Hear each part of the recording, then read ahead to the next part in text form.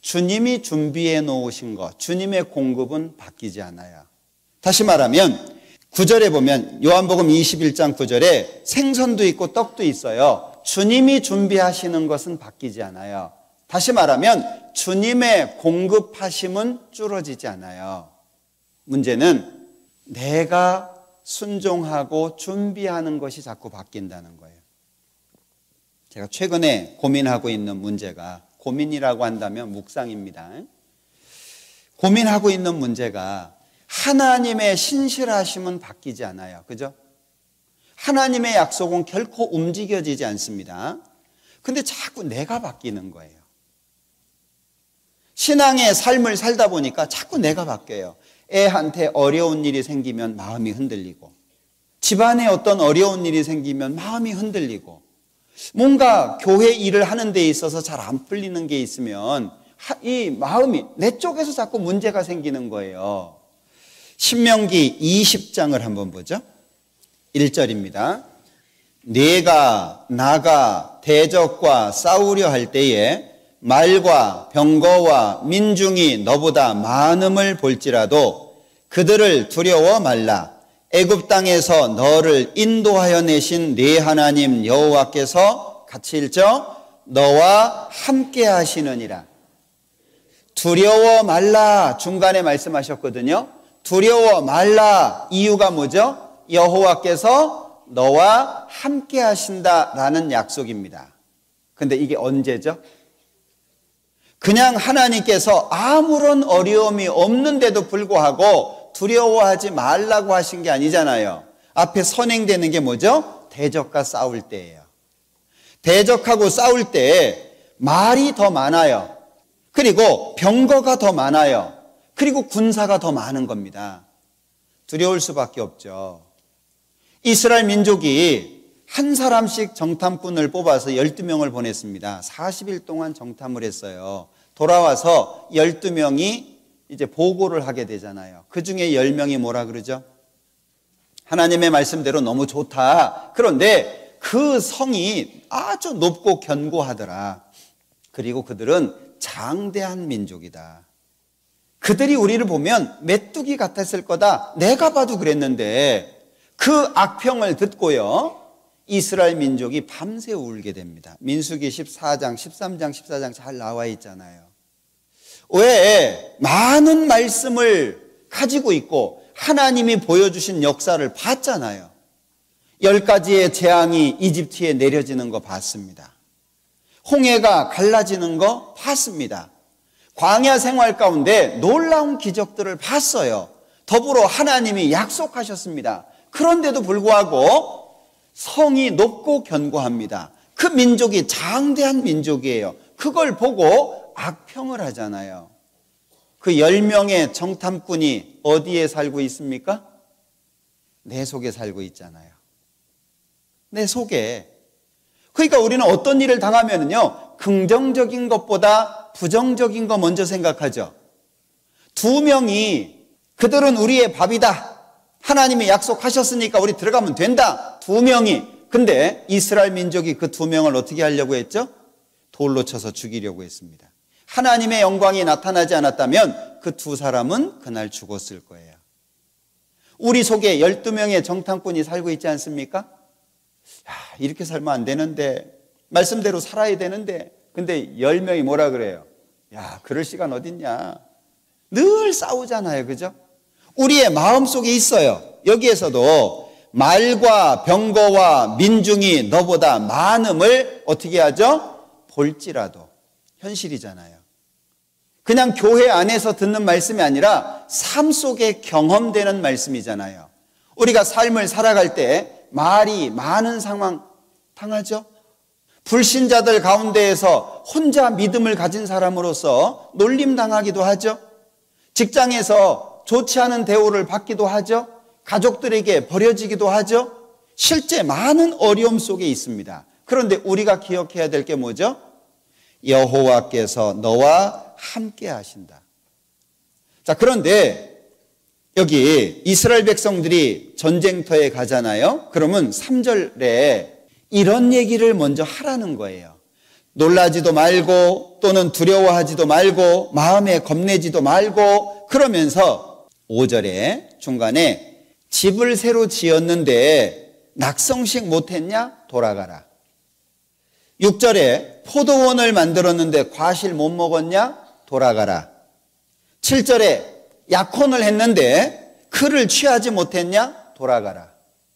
그리고 8절에 두려워서 마음에 겁나냐? 돌아가라. 다 돌아가게 하셨습니다. 이유가 뭐죠? 9절. 백성에게 이르기를 필한 후에 이 앞에 있는 말씀을 다 말한 겁니다. 그런데 8절에 보면 중간입니다. 그는 집으로 돌아갈지니 그 형제들의 마음도 그의 마음과 같이 떨어질까 하노라. 한 사람의 문제가 아니라 전체의 문제가 될 거라는 거예요. 그러니까 기도원 같은 경우에 32,000명이 모였습니다. 300명 남았잖아요. 다 돌아가게 만든 겁니다. 그러면 우리가 정말 하나님께서 나와 함께 하신다는 사실을 마음속에 정확하게 가져야 되는 시점이 있어요. 언제입니까? 볼지라도잖아요. 볼지라도. 실제 어려움 속에서 우리는 어려울 때 원망을 해요. 어려우면 불평을 합니다. 그럼 우리 기도한 게 어긋나는 거예요. 하나님 도와주세요. 내가 좋은 상황인가요? 하나님 지켜주세요. 언제 하나님이 지켜주시고 언제 하나님이 도와주실 수 있을까요? 내가 평탄하면 도와주실 일이 없어요. 아니, 알아서 잘 살고 있고 아무런 문제 없는데 하나님이 뭐하러 도와줘요? 도와줄 거리가 없어요. 하나님의 도움이 언제 오죠? 내가 어려울 때예요. 그럼 어려울 때 원망과 불평을 해야 돼요? 믿음과 신뢰로 기다려야 돼요? 이게 반복적으로 훈련이 되는 거예요. 반복적으로. 근데 문제는 어려우니까 하나님이 도와주신다는 거잖아요. 어렵다고 해서 왜 불평하냐 그 얘기예요. 하나님이 도와주시겠다고 약속을 했으면 분명히 그 약속이 이루어질 텐데 그걸 기다리는 게 중요하잖아요. 근데 그게 안 되는 거예요. 힘들 때마다 징징징징 돼요. 여기 두려워서 마음에 겁내는 자가 있냐? 집으로 돌아가라. 왜 이렇게 돌아가라고 할까요?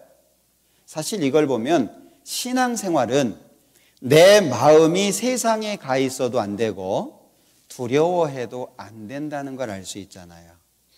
신앙생활이 하나님보다 더 좋은 게 있으면 신앙생활 안 돼요. 신앙생활을 하면서 세상에서 이뤄질까봐, 버려질까봐, 왕따 당할까봐, 어떤 어려움 당할까봐 두려우면요, 신앙생활 못합니다. 이걸 극복할 필요가 있잖아요. 시편 91편도 한번 보죠. 2절입니다.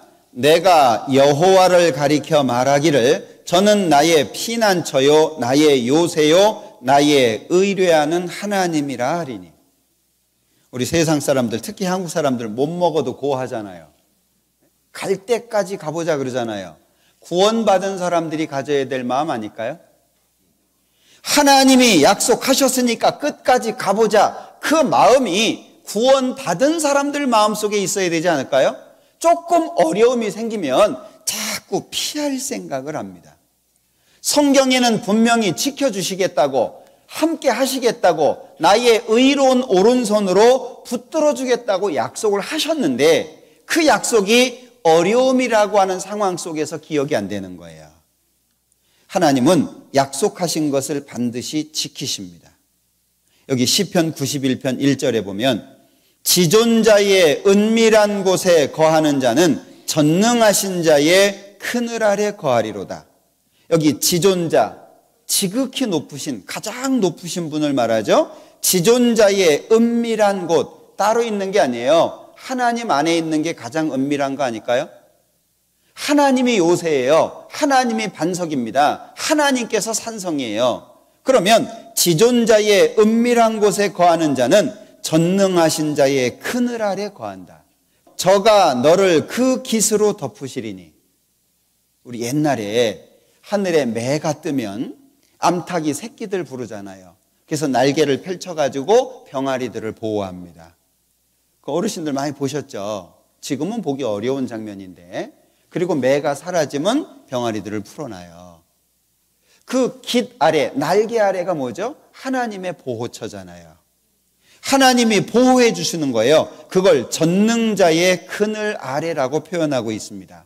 거기에 대해서 2절에 내가 하나님의 그 보호, 하나님의 그 은혜 가운데 있는데 2절에 내가 여호와를 가리켜 저는 나의 피난처요 나의 요새요 나의 의뢰하는 하나님이라 라고 하겠다 그 얘기예요. 그러면 하나님의 신뢰에 대해서 내가 반응하는 게 있죠. 하나님이 신뢰, 하나님이 주시는 신뢰가 있습니다. 하나님의 약속이 있어요. 그건 깨지지 않아요. 그건 바뀌어지지 않아요. 그럼 우리도 동일하게 변하지 않는 신뢰를 보여드려야 되지 않을까요? 그게 성경에 많은 인물들이잖아요. 그죠? 죽으면 죽으리이다. 그 말에 왜 우리가 감동합니까? 그게 당연하다고 우리가 생각하니까. 다니엘의 세 친구가 우상에게 절하지 않는 것 때문에 이 풀무불에 들어가게 되잖아요. 다시 한번 기회를 줬어요. 풀무불 앞에서 너 다시 기회 준다. 너희들 절해라. 아, 우리 그렇게 안 합니다.